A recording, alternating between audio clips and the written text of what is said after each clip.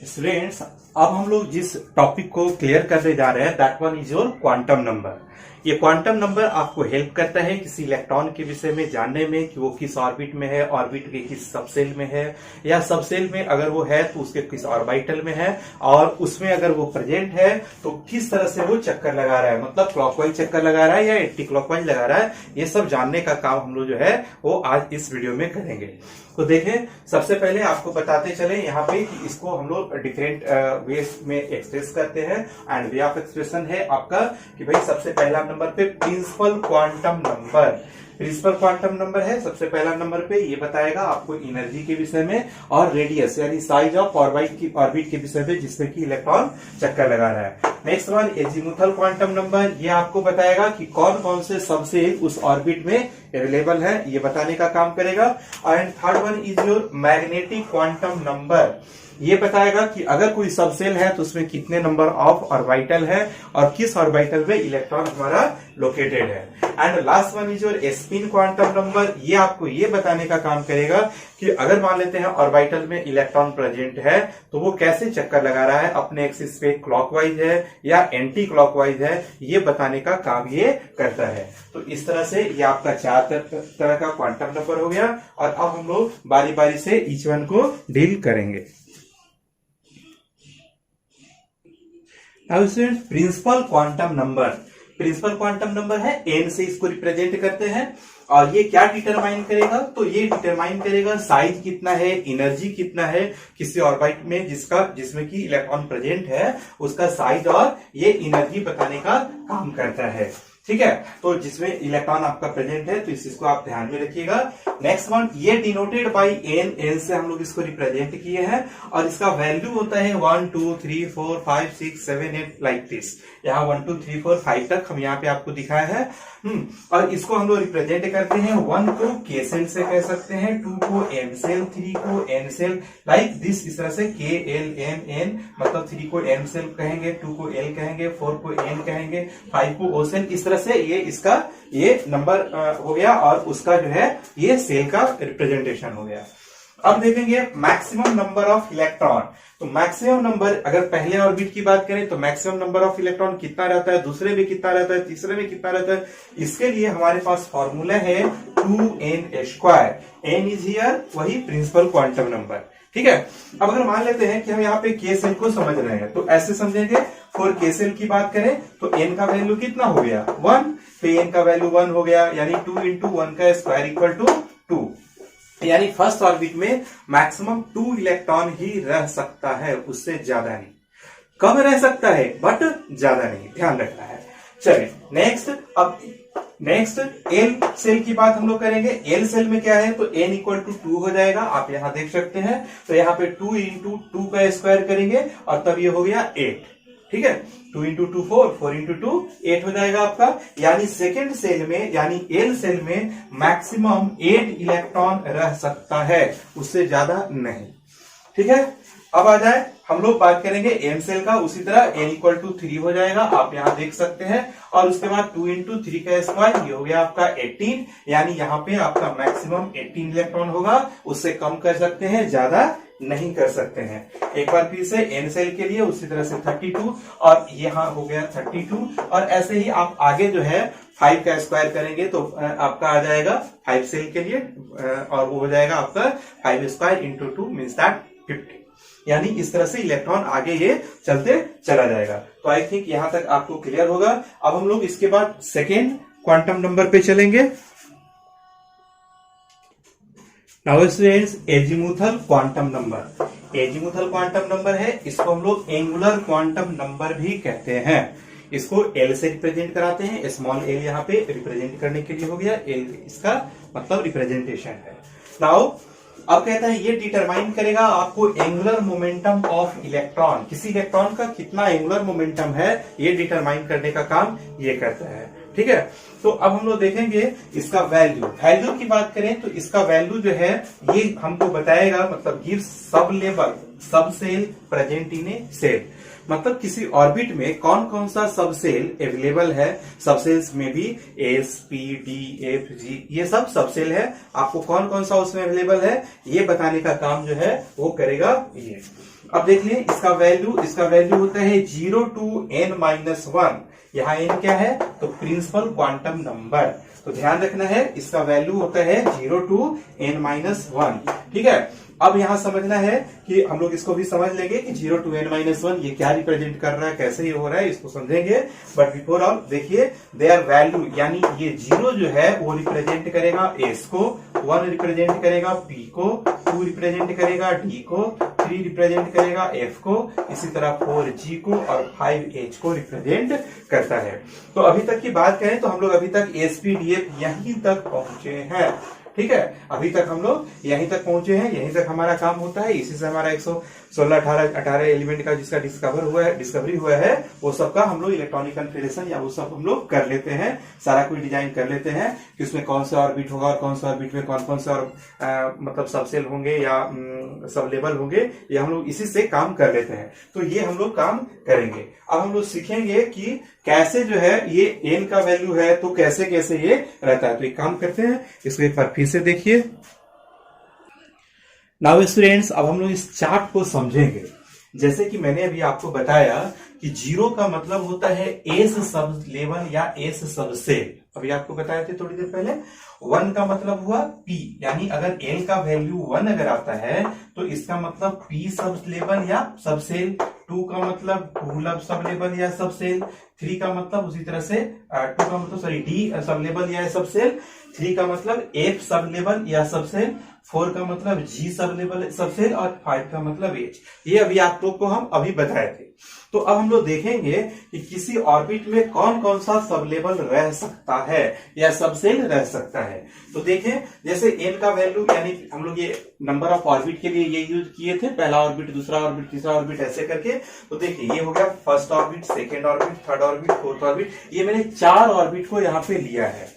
अब इस चारों ऑर्बिट को आप समझेंगे तो देखिए यहाँ पहला ऑर्बिट के लिए क्या वैल्यू होता था, L का वैल्यू था n-1, means that here it is 1-1, तो 1-1 यानी 0, तो ये हो गया केवल 0। तो अगर ये 0 हुआ तो इसका मतलब क्या हुआ, इसका मतलब हो गया ये केवल 1s ही होगा, ठीक है। अब देखें दूसरा हम लोग देखेंगे, कहते हैं 2 नंबर। 2 अगर मान लेते हैं सेकंड सेल के लिए देख रहे हैं तो हम अभी इसका वैल्यू आपको क्या बताए थे कि इसका वैल्यू होता है 0 to n-1, यानी 2 की बात अगर करेंगे तो इसमें आपका 0 भी हो जाएगा और 1 भी हो जाएगा। 0 to n-1, इसका मतलब 2 माइनस या 2 के लिए कर रहे हैं तो 2-1 यानी 1 तक, तो 0 और 1, ठीक है। उसी तरह 3 के लिए करेंगे 0 to n-1, मीन्स दैट 0 से लेके n यानी 3-1 यानी 2 तक, तो 0 1 2, ठीक है। उसी तरह 4 के लिए जब हम लोग करेंगे तो क्या होगा 0 to n-1 यानी 4-1 यानी 3 तक, तो 0 to 1 2 3 तक, यहां तक, ठीक है। तो ये हो गया आपका 4 के लिए। ये आप देख सकते हैं ये यहां है, ये नहीं होगा, ये 5 के लिए आता है आपका।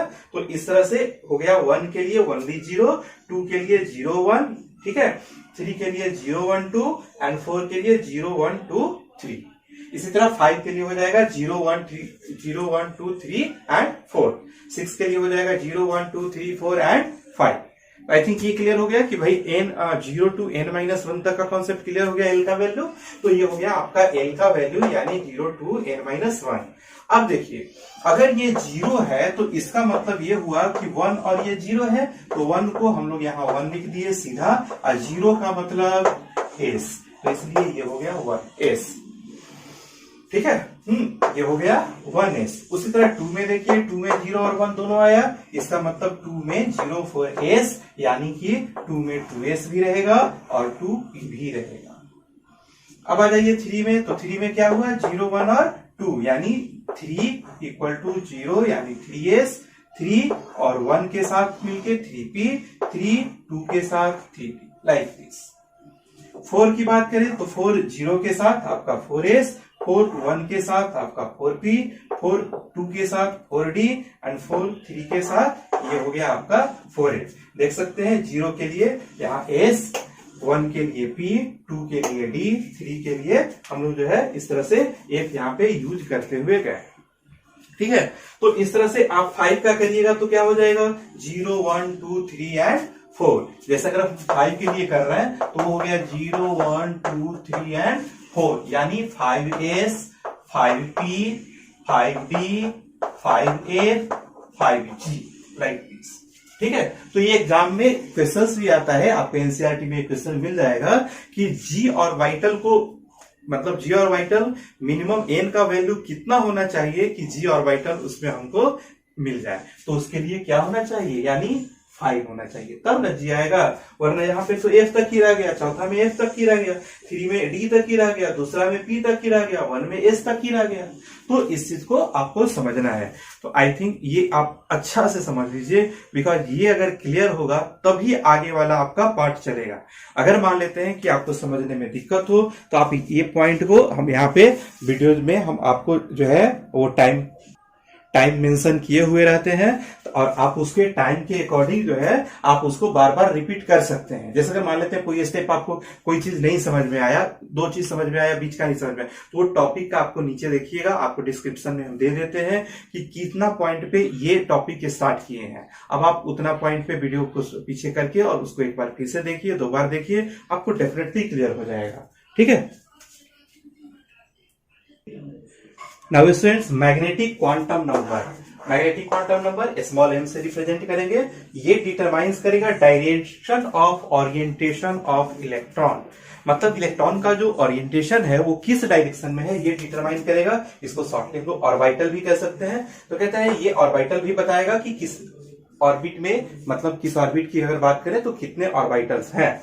तो देखें जरा, कहते हैं अब हम लोग पहले समझ लें ऑर्बिटल की बात। तो ऑर्बिटल की बात करें तो its value is from -l to +l through 0। तो इस सेंटेंस को हम लोग क्लियर करेंगे कि -l टू +l थ्रू 0 ये क्या होता है, इसको क्लियर करेंगे। तो टोटल क्या हो जाएगा वैल्यू 2l+1। ठीक है, अब हम लोग देखेंगे कि मैक्सिमम नंबर ऑफ ऑर्बिटल की अगर बात करें, यानी किसी सेल में मैक्सिमम नंबर ऑफ कितने ऑर्बिटल होते हैं ये जानने के लिए अगर हम लोग कोशिश करें तो वो उसका वैल्यू होता है n²। ठीक है, यानी अगर पहला ऑर्बिटल की बात करें, अगर 1 की बात करें तो n² हो जाएगा 1, दूसरे की बात करें तो ये हो जाएगा 4, तीसरे की बात करें तो ये हो जाएगा आपका 9, लाइक दिस 1 4 9। अब 4th नंबर पे 16, उसके बाद 25, ऐसे ही होते ये चला जाएगा। ठीक है, नाउ स्टूडेंट्स, हम लोग इस चार्ट के हेल्प से NLM यानी principal quantum number, azimuthal quantum number और मैग्नेटिक क्वांटम नंबर, तीनों के विषय में थोड़ा सा हम लोग समझने की कोशिश करेंगे कि अब तक जो हमारा यूज का चीज जो है वो क्या क्या हम लोग अभी सीखे। तो हम लोग अभी सीखे n का वैल्यू 1 2 3 4 हो रहा था, और ये n अगर 1 था तो l का वैल्यू क्या होता था 0 टू, इसका वैल्यू क्या होता था 0 टू n-1, यानी ये हो गया केवल 0। तो m का वैल्यू क्या होना चाहिए, अभी आप लोग देखिए -l टू +l। अभी से हम पहले थोड़ी देर पहले बताया कि -l से +l, इसका मतलब यहाँ तो 0 है, यानी 0 का 0 रह जाएगा। ठीक है, तो ये हो गया n का वैल्यू 1 तो l का वैल्यू 0 और m का वैल्यू भी 0। ठीक है, अब देख लीजिए इसके बाद कि तब भी टोटल नंबर ऑफ ऑर्बिटल की बात हम लोग कर रहे थे। तो इस ऑर्बिटल में टोटल नंबर ऑफ ऑर्बिटल कितना होगा, तो फॉर्मूला था हमारा n²। तो यहाँ ये भी पुट कर दिया है n²। n का वैल्यू 1 है, इसलिए ये हो गया 1 का स्क्वायर। मतलब ये कि पहला सेल में, यानी फर्स्ट सेल की बात करें तो उसमें एक सब सेल रहेगा, एक ही ऑर्बिटल रहेगा और एक ही इसमें ऑर्बिटल रहेगा। ठीक है, और इसका नाम हम लोग क्या दिए थे, इसी का नाम दे दिए थे 1s। ठीक है, 1 ये हो गया और 0 के लिए s। ठीक है, अब आ जाइए हम लोग दूसरे के लिए देखें। तो दूसरे के लिए देखें थोड़ा सा और क्लियर होगा। तो दूसरे में देखें तो दूसरा में हम लोग पढ़े थे कि n का वैल्यू अगर 2 हो तो l का वैल्यू क्या हो सकता है, 0 हो सकता है, 1 हो सकता है, नहीं। तो अगर 2 और 0 है इसका मतलब हो गया 2s, 2 और p है तो इसका मतलब हो गया 2p, लाइक दिस। तब अब देखिए जीरो के लिए अभी आप लोग देखिए कि भैया m का वैल्यू क्या होगा -L2 + L यानी केवल जीरो। बट 2 के लिए यानी 1 के लिए, ये जीरो के लिए तो केवल जीरो होगा जैसा कि हम लोग देख चुके हैं, लेकिन 1 के लिए क्या होगा तो -1 0 एंड +1। तो इस तरह से n = 2 हुआ तो ये हो गया 2 गो और ये हो गया 1 2 3 4। वैल्यू इसका नंबर ऑफ ऑर्बिटल हम लोग कितना काउंट किए, टोटल कितना हुआ 4। यानी इसका मतलब ये हुआ n² अगर निकालेंगे तो 2 का स्क्वायर = 4। ठीक है, मैच कर जाए। तो इस तरह से आपका जो है ऑर्बिटल निकलता है। अब आ जाइए 3 के लिए। तो 3 का मतलब हो गया कि 0 1 और 2 अगर ऑर्बिट सेल अगर हमारा थर्ड हो तो n का वैल्यू क्या होता था 0 to n-1 means that 0 1 and 2। 3 नहीं लेना है क्योंकि n-1 n से एक कम तक ही रहना है। तो ये 0 1 और 2। अब देखिए 0 का हो जाएगा केवल 0, 1 के लिए -1 0 एंड +1, 2 के लिए तो -2 -1 0 +1 और +2। अब ये क्लियर हो रहा है -L2 + L का क्या मतलब है सो। ठीक है, तो इस तरह से हम लोग क्या देखे कि इसमें जो है केवल 1, इसमें 3 हो गया, इसमें आपका 5 हो गया, ऐसे ही तीसरा रहता तो 7 होता, अगला रहता तो 9 होता, मतलब 1 3 5 7 9 11 13 ऐसे करके ऑड नंबर आपका चलते चला जाएगा। तो ये टोटल अगर हम लोग जोड़ दें कि भाई थर्ड सेल में टोटल ऑर्बिटल कितना हो गया 1 2 3 4, 1 इसके लिए, 3 इसके लिए एंड इसके लिए 5। तो 1 एंड 3 3 1 4 एंड 5 ऐड कर दिए तो 9, काउंट कर दीजिए ये आपका 9 हो जाएगा एंड 3 का स्क्वायर भी आपका 9 हो जाएगा। तो इस तरह से हम लोग जो है वो n अगर कोई इलेक्ट्रॉन का दिया हुआ है तो n है, आप कैसे उसका n का वैल्यू और कैसे m का वैल्यू निकालते हैं ये आपको अभी हम आपको बताए हैं। ठीक है, तो एक काम करते हैं इस पे कुछ प्रॉब्लम्स आपको करा देते हैं तो आई थिंक ये और क्लियर हो जाएगा। नाउ स्टूडेंट्स यहाँ कुछ क्वेश्चंस हम यहाँ पे दिए हैं और आई थिंक ये क्वेश्चंस का एम है कि आपको NLM जो बताए हैं वो निकालने आ जाए, बिकॉज ये थोड़ा सा कॉम्प्लिकेटेड टॉपिक है। बच्चे बहुत ज्यादा इससे परेशान हो जाते हैं। कितना भी बताइए बोर्ड पे हम लोग कितना भी बताते हैं, कितना भी समझाते हैं, तभी 20 बच्चा में 2 बच्चा 3 बच्चा को क्लियर होता है, फिर दोबारा से बताते हैं तो 2-4 और समझते हैं। मतलब ये इस तरह का इसका हालत होता है। दैट्स वाई इस टॉपिक को हम जो है एक बार थोड़ा सा क्वेश्चन के थ्रू भी आपको काम कराने की कोशिश कर रहे हैं। तो देखें जरा सा, कहते हैं क्वेश्चन है कि find the value of n l and m। आपको ये 3 चीज निकालना है n l एंड m। ठीक है, तो चलिए अब हम लोग ये तीनों चीज यहाँ पे निकालना सीखेंगे। तो जैसे अगर सपोज करें कि हम एक यहाँ बना दिए हैं, जैसे 1s है, a है, क्वेश्चन है हमारा 1s का आपको n l m बताना है। तो क्या करेंगे आप, तो देख लीजिए 1 जो है ये जो नंबर है दैट इज योर n, तो n हो गया 1। s के लिए क्या करिएगा, तो यहाँ l = 0 होगा। ये कहां से आया, तो याद कीजिए यहाँ पे हम बताए थे ना कि 0 = s, 1 = p, 2 = d, 3 = f and 4 = g बताए थे। उसी चीज को यहाँ यूज करना है। तो यहाँ s है तो s का मतलब यहाँ क्या हो गया 0, तो दैट्स वाई l = 0। अब आ जाइए m पे, तो l अगर 0 होता था तो m का वैल्यू क्या होता था, तो याद कीजिए m का वैल्यू के लिए हम आप लोगों को बताए थे -L2 + L थ्रू 0, यानी ये हो गया आपका केवल 0। ठीक है, अब आ जाइए दूसरे क्वेश्चन में, ये है 3p। चलिए अब आपको समझ में आ रहा होगा, गेस कीजिए n क्या हो जाएगा, ये वाला नंबर यानी 3, p क्या हो जाएगा ये वाला, यानी p के लिए हम लोग 1 यूज किए हैं तो 1 हो जाएगा। अब हम लोग देखेंगे m का वैल्यू, तो l का वैल्यू 1 था तो m का वैल्यू क्या होता था, m का वैल्यू होता था -L2 + L। तो ये देखिए -1 0 + 1, टोटल कितना हो गया 3 गो, 3 हुआ।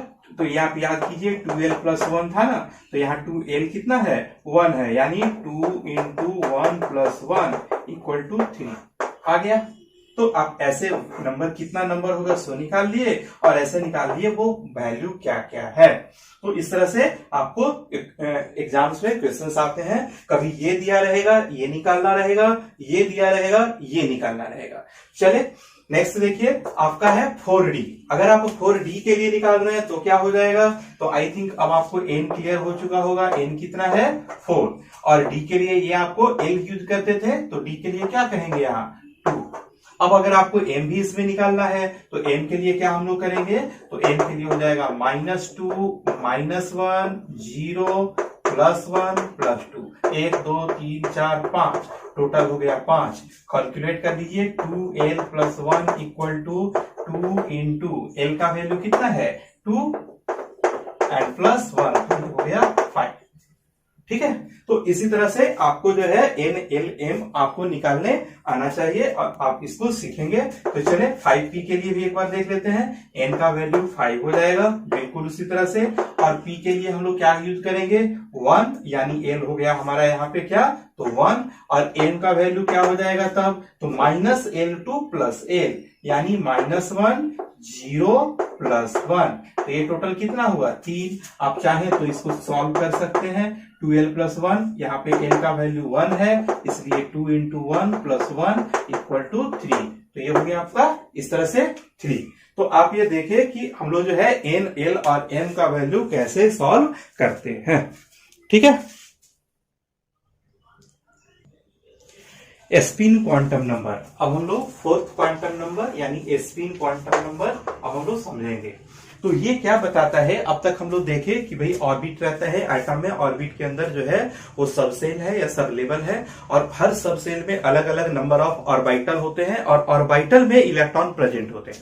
तो अब ये जो ऑर्बिटल में इलेक्ट्रॉन होते हैं वो मैक्सिमम एक ऑर्बिटल में 2 इलेक्ट्रॉन आपके रह सकते हैं। ठीक है, तो चलिए हम लोग देखें स्पिन क्वांटम नंबर। कहता है ये आपको बताएगा orientation off spin off electron.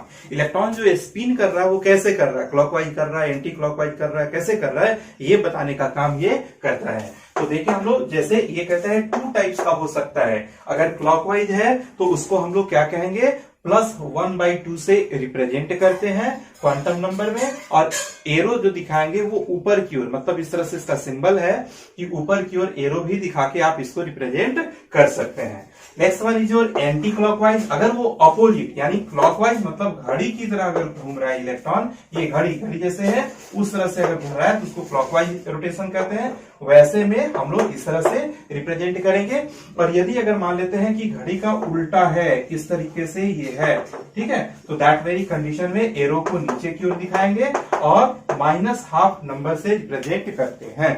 तो इस तरह से एक ऑर्बिटल में 2 इलेक्ट्रॉन हो गए, एक क्लॉकवाइज दूसरे एंटी क्लॉकवाइज। अब तब maximum number of electron in an orbital is your 2। तो ये इस तरह से आपका जो है ये स्पिन क्वांटम नंबर कंप्लीट हो गया। और अब हम लोग बात करेंगे, एक बार पूरा का समरी कर ले जरा। नाउ स्टूडेंट्स, हम लोग एक समरी चार्ट बनाए हैं जिससे आई थिंक आपको जो है सो थोड़ा सा और कॉन्सेप्ट क्लियर होगा। तो हम लोग इसको देखेंगे कैसे कर रहे हैं। तो यहाँ बनाए हैं NLMS, principal quantum number, azimuthal quantum number, magnetic quantum number and spin quantum number. इसके बाद n² भी बता दिए हैं, मतलब किसी ऑर्बिट की अगर बात करें तो उसमें कितने मैक्सिमम नंबर ऑफ ऑर्बिटल होंगे ये भी बता दिए हैं, और 2n² यानी मैक्सिमम नंबर ऑफ इलेक्ट्रॉन जो होंगे वो भी मैंने यहाँ पे आपको दे दिया है। तो आप चलिए देखिए, यहाँ पे सबसे पहले स्टार्ट करेंगे 1 से।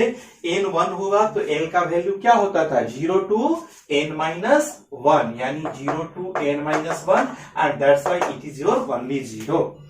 ठीक है, अब अगर l का वैल्यू 0 होता था मतलब इससे ये निकलेगा, इससे ये निकलेगा और इससे ये निकलेगा, तो हम लोग यहाँ क्या देखें 1 के लिए 0, तो ये 0 के लिए ओनली 0 हो जाएगा। क्यों? क्योंकि इसका वैल्यू होता था -n2 + n थ्रू 0, तो यहाँ केवल 0 है, दैट्स व्हाई ये ओनली 0 हो जाएगा।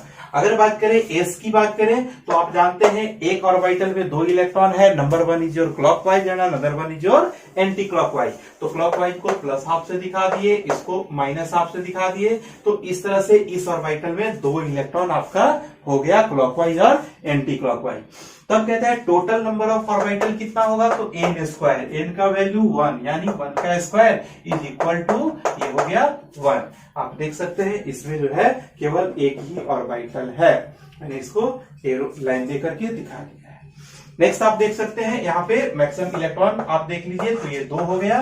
तो कहता है एक ऑर्बिटल, इलेक्ट्रॉन काउंट कर लीजिए, टोटल यहां से यहां तक में आपका 2 इलेक्ट्रॉन है, ऐसे। ठीक है, अब हम लोग उसी तरह से सेकेंड का निकालेंगे। तो सेकेंड का अगर 2 है तो एल का वैल्यू क्या हो सकता है 0 to n-1, यानी n 2 है, 2 - 1 कर दिए तो 1 हो गया, यानी 0 से लेके 1 तक, तो 0 और 1, 0 0 हो गया हमारा। 1 के लिए -1, 0 + 1 हो जाएगा m का वैल्यू, क्योंकि ये -l to +l होता है। तो इस तरह से टोटल नंबर ऑफ ऑर्बिटल इसमें हो गए 1 2 3 4, यानी n² = 2 × 2 = 4। ठीक है, अब हम लोग देखेंगे हर ऑर्बिटल में प्लस हाफ और माइनस हाफ है, हर ऑर्बिटल में है, तो इसलिए हर में दिखा दिए हैं अलग अलग करके। और तब देखिए 4 अगर ऑर्बिटल है तो 4 में प्लस हाफ और 4 में माइनस हाफ, तो टोटल कितना हो गया 8 इलेक्ट्रॉन। तो इस तरह से आपका ये हो गया 4 ऑर्बिटल, और आप इसमें 4 में 2 से मल्टीप्लाई कर दीजिए तो 8 इलेक्ट्रॉन, या फिर आप इस फॉर्मूला को भी अप्लाई कीजिए 2 × 2 का स्क्वायर = 8 इलेक्ट्रॉन। तो ये हो गया आपका सेकेंड के लिए। Now next one is your for third के लिए हम लोग देखेंगे 0 1 2। 0 1 2 का मतलब हो गया, इसके लिए हो गया 0 के लिए तो 0 हो गया, 1 के लिए -1 0 + 1, इस तरह से 2 के लिए -2 -1 0 + 1 + 2। ये हम लोग पहले भी देख चुके हैं कि n से l ऐसे निकलता है और l से n ऐसे निकलता है, यानी 0 के लिए केवल 0, 1 के लिए -1 0 + 1, 2 के लिए माइनस से लेके प्लस तक थ्रू 0, यानी -2 -1 0 + 1 + 2। -2 का मतलब -2 से शुरू करना है और 1 ऐड करते चले जाना है, 1 यानी -1 + 0 + 1 + 2। अब इस सब में आप 2 इलेक्ट्रॉन भर दीजिए। तो पहले काउंट कर लीजिए 1 2 3 4 5 6 7 8 9, 9 आपका ऑर्बिटल हो गया। 3 का स्क्वायर कीजिए तो ये आपका n² निकल जाएगा 9। इलेक्ट्रॉन की बात करेंगे तो यह है आपका 2n² यानी 9 ऑर्बिटल, तो 9 हो गया क्लॉकवाइज और 9 एंटी क्लॉकवाइज, टोटल 18 इलेक्ट्रॉन। या डायरेक्ट आप कर दीजिए 2 × 3 का स्क्वायर = 18 इलेक्ट्रॉन। तो ये आपका इस तरह से हम लोग n = 1 2 3 का हम लोग आपको जो है बताने की कोशिश की है, और आई थिंक यहां तक आपको क्लियर हुआ होगा। तो नेक्स्ट जो है 4 के लिए आप लोग घर में खुद से ट्राई कीजिएगा, बनता है या नहीं बनता है आप हमको बताइएगा।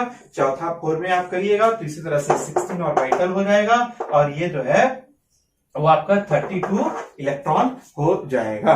तो 4th के लिए हम उम्मीद रखेंगे कि 4 के लिए आप लोग बनाइएगा। हाँ, और अगर बनाइएगा आप तो आपको जो है सो काफी सपोर्ट मिलेगा, बनेगा। थोड़ा सा हम हिंट दे देते हैं, जैसे 4 के लिए क्या होगा, ये सब तो इतना हो ही जाएगा, इसके साथ आपका 3 ऐड होगा। तो 3 के लिए क्या करेंगे, -3 -2 -1, हाँ, और 0 + 1 + 2 + 3। ठीक है, तो ये हो जाएगा आपका टोटल जो है वो 7। अब 7 में ये इलेक्ट्रॉन ऐड कर दिए तो कितना ऐड हो गया, 7 × 2, 7 क्लॉकवाइज एंड 7 एंटी क्लॉकवाइज, तो कितना हो जाएगा आपका 14। अब ये 14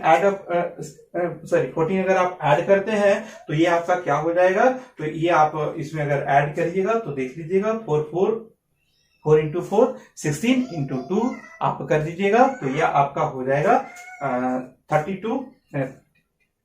सॉरी, यहाँ तो 4 का करिएगा, 3 की जगह 4 जब आप पुट कीजिएगा तो ये आपका 32 आ जाएगा। तो इस तरह से ये आप हमको उम्मीद है कि आप 4th का 5 का 6 का इसी तरह कर सकते हैं। तो अब हम आपको थोड़ा सा कुछ प्रॉब्लम्स पे लेके चलते हैं कि किस तरह के प्रॉब्लम्स आपको एग्जाम्स में आते हैं। नाउ स्टूडेंट्स, यहाँ 2 क्वेश्चंस दिए हैं, क्वेश्चंस के थ्रू आपको क्लियर करने की कोशिश कर रहे हैं। तो यहाँ देखिए ये 3d5 है, 3d5, तो यहाँ n क्या हो जाएगा आपको निकालना बता चुके हैं। d का वैल्यू क्या होगा, तो d के लिए आप लोग क्या करते थे, 2 यूज करते थे, तो यहाँ पे 2 कर दीजिए। अब n रह गया, तो n 2 है तो l का वैल्यू 2 है, तो m क्या हो सकता है, -2 -1 0 + 1 + 2। हम तो यानी टोटल 5 है, तो 5 हम बॉक्स ऐसे बनाएंगे और 5 -2 -1 0 + 1 + 2 ऐसे लिख देंगे।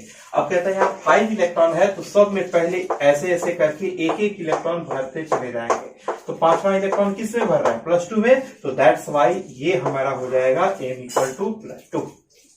ठीक है, अब दूसरी चीज ये भी देखिए कि ये एरो किधर की ओर है, ऊपर की ओर है। ऊपर की ओर पहले भरते हैं सब में ऊपर की ओर यानी क्लॉकवाइज, और तब भरते हैं दोबारा में भरते हैं तो भरते हैं इसको एंटी क्लॉकवाइज। तो ये क्या हो गया +2, तो दैट्स व्हाई ये +2 में है आपका जा रहा है तो इसलिए +2 हो गया, और ऊपर की ओर जा रहा है इसलिए ये हो गया आपका +1/2। ठीक है, अब आ जाइए एक और question 4f9 n = 4 f sorry F के लिए एल इक्वल टू 3 हो जाएगा, एम का वैल्यू क्या हो जाएगा, तो 3 के लिए आप 2l प्लस 1 करिएगा तो ये आपका आ जाएगा 7। तो आप 7 बॉक्स ऐसे आराम से बना लीजिए, 1 2 3 4 5 6 और ये हो गया 7। और आप इसमें नंबर दे दीजिए -3 -2 -1 0 +1 +2 और +3 ऐसे, ठीक है। अब ये 9 इलेक्ट्रॉन है तो आप भरना शुरू कीजिए, पहला ऊपर की ओर, दूसरा सब में पहले ऊपर की ओर ऐसे देते चले जाइए। तो 1 2 3 4 5 6 7 तक हो गया, 8वां गया यहाँ, 9 गया -2 में, इसलिए m का वैल्यू -2। नेक्स्ट वन एस के लिए, तो आप देखिए जो एस के लिए 9th इलेक्ट्रॉन के लिए कर रहा है, तो 9th इलेक्ट्रॉन तो ये वाला है, ये नीचे की ओर जा रहा है, इसका मतलब -1/2 ये होगा। तो इस तरह से 4f9 का ये चारों इसका क्वांटम नंबर हो जाएगा। यानी इस तरह से आप जो है वो सबका दिखा सकेंगे कि किसका कहाँ कैसे हो रहा है। तो चलें, उम्मीद रखते हैं कि आपको समझ में आया होगा, और अगर कोई दिक्कत होगी तो आप हमको बताइएगा। और बस इतना ही कहेंगे, फिलहाल इसको देखिए अच्छा से, 2 बार देखिए, अगर देख सकते हैं तो चले, ठीक है। Thank you all.